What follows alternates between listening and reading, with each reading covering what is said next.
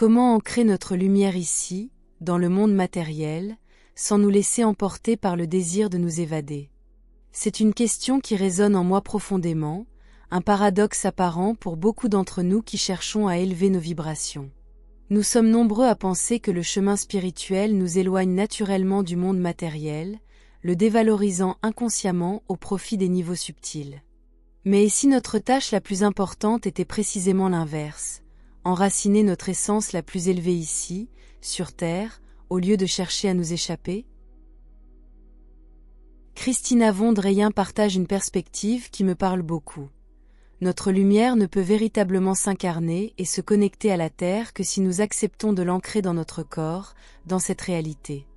C'est un chemin qui demande plus de courage que la simple fuite vers le haut, loin de ce qui nous déplaît. Il y a deux voies, et peu de ceux qui aspirent à manifester leur lumière choisissent celle qui leur permet réellement de le faire, car elle implique de traverser des phases parfois inconfortables.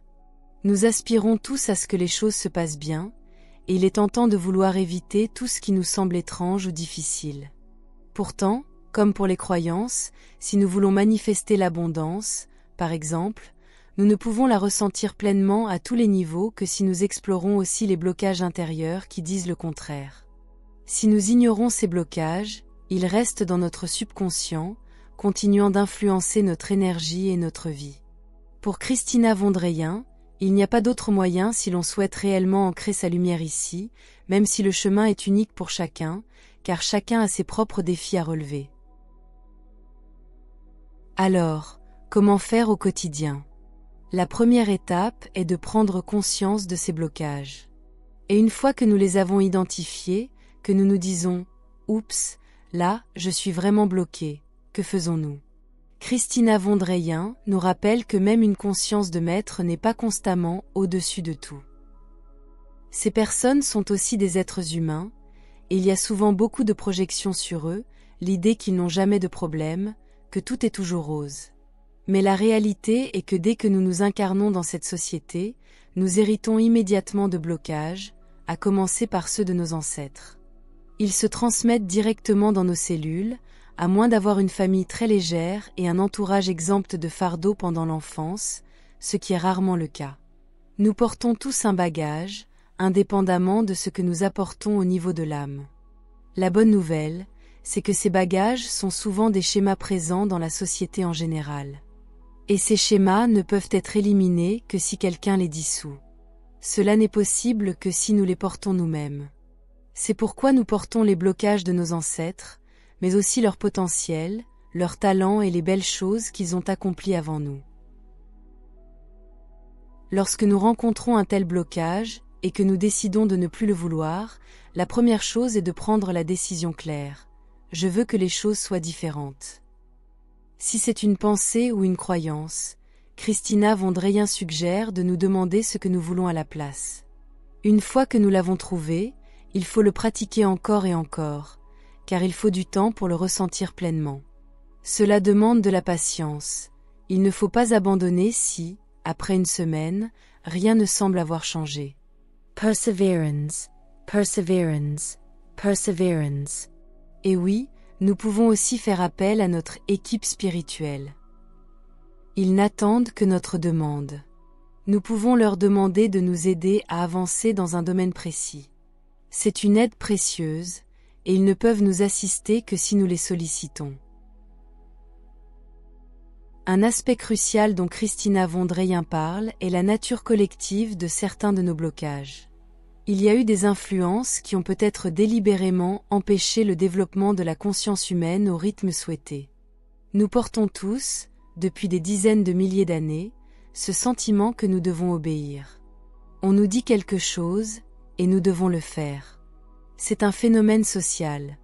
Nous avons tous été élevés ainsi, à l'école par exemple, lorsque le professeur parle, il faut obéir.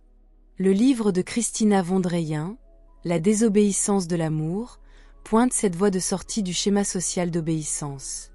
L'essentiel est de recommencer à penser par nous-mêmes, à réfléchir aux choses et à décider ensuite. Est-ce que cela me semble juste ou non? La plupart des gens ne pensent plus par eux-mêmes, même s'ils le croient. leurs pensées sont souvent une copie de ce qu'ils ont appris à l'école ou lu dans les journaux. Il s'agit simplement de retrouver notre propre discernement et de voir ce qui est juste pour nous. Et si nous réalisons que quelque chose nous semble juste ou non, nous devrions nous y tenir et agir en conséquence.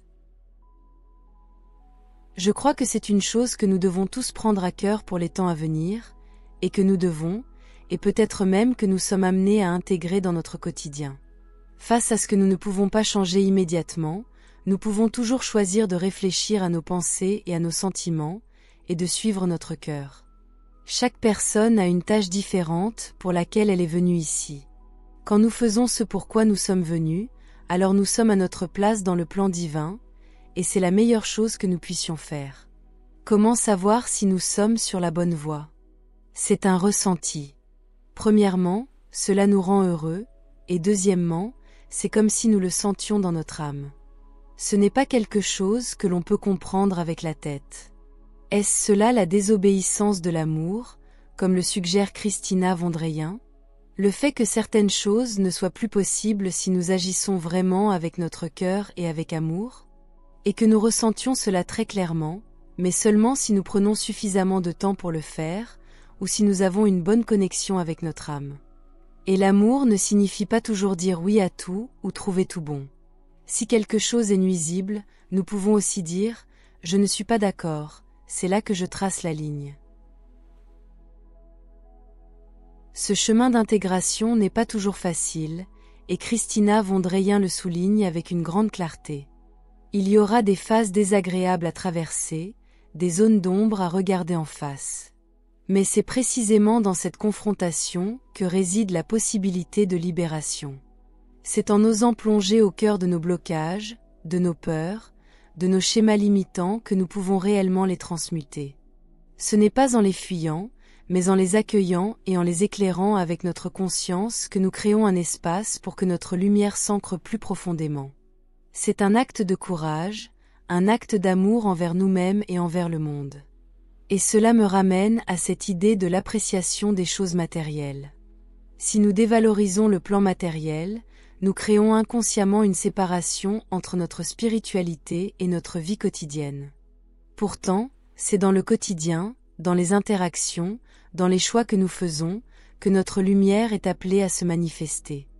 Ancrer sa lumière ici, c'est aussi reconnaître la sacralité de tout ce qui nous entoure, de notre corps, de notre environnement, de nos relations.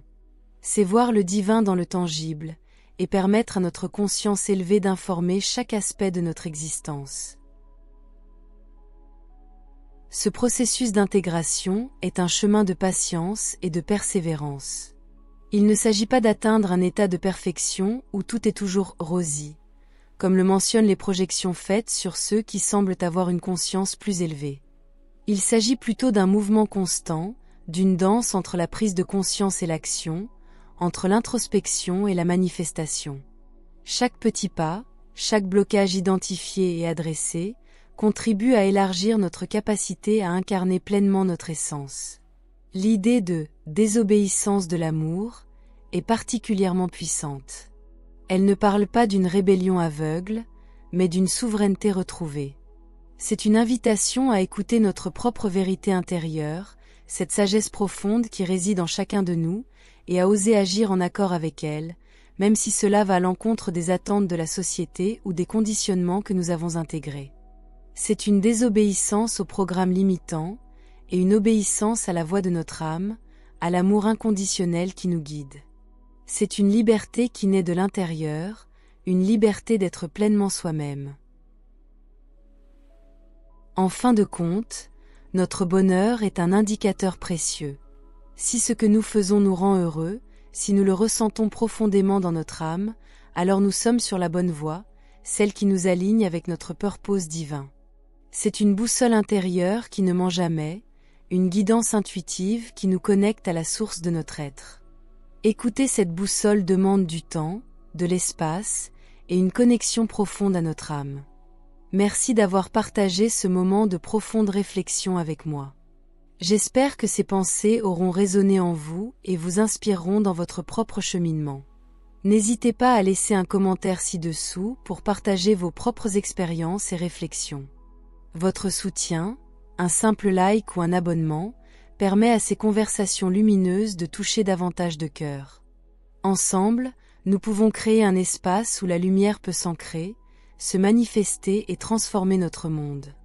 Prenez bien soin de votre lumière intérieure et permettez-lui de briller de tout son éclat.